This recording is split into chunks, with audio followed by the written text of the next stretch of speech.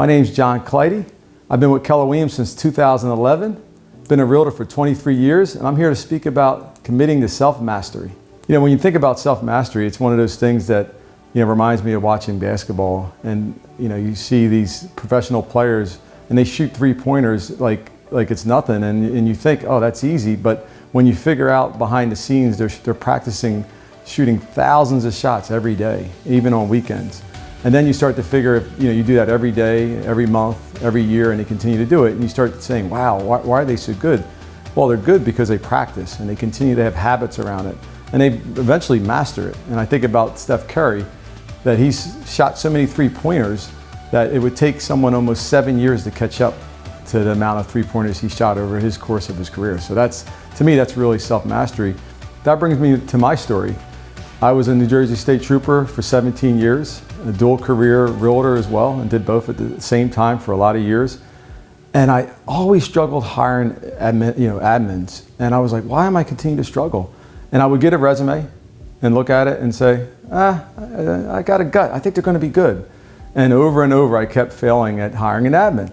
And when I came to Keller Williams, they had this process called, at the time was Recruit Select, which I never really got into that much. But then when career visioning came, I started to really kind of get into it, teach it, understand it, and I was able to participate in the train-the-trainer for career visioning.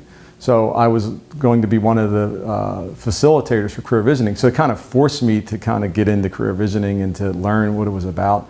And I really got attracted to the systematic approach to hiring because I never did it before. I was just hiring by resumes and gut. And as I started to teach it, I started to learn it more, and then I actually went and watched other people present it, and I was like, wow, if I really can nail this, I could probably really get good at making hires. And then if you listen to what Gary says, your first 5 hires, how important they are to the success of your organization. And then, who you get in business with matters. So if I can nail this, I really can have a big life.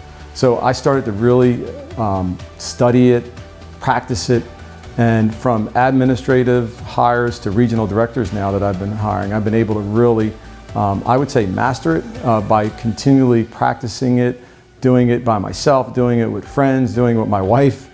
And eventually it got to the point where I didn't need to even look at the manual. I was just doing it from being able to, because I practiced it so much. So if you think about your career, what is it that you can do that actually allows you to be really good at what you do, whether it be lead gen or to be networking? What strengths help you and what weaknesses kind of hold you back from being really good at it? Because I know for me, my weaknesses was I thought I can just hire with my gut, and that really wasn't the case, right? I actually needed a systematic approach to actually make the hire. So being consistent and learning how to do career visioning for me really allowed me to be really successful in my business. So here's what I would suggest for you, my recommendation if you want to really get good at self-mastery, right? Think about your strengths, think about your weaknesses. What is it that you do really well? Where is it that you maybe fall a little short? And maybe just start to really practice it, have accountability around it. You're already taking the first step. Congratulations. I look forward to seeing you on your path to self-mastery.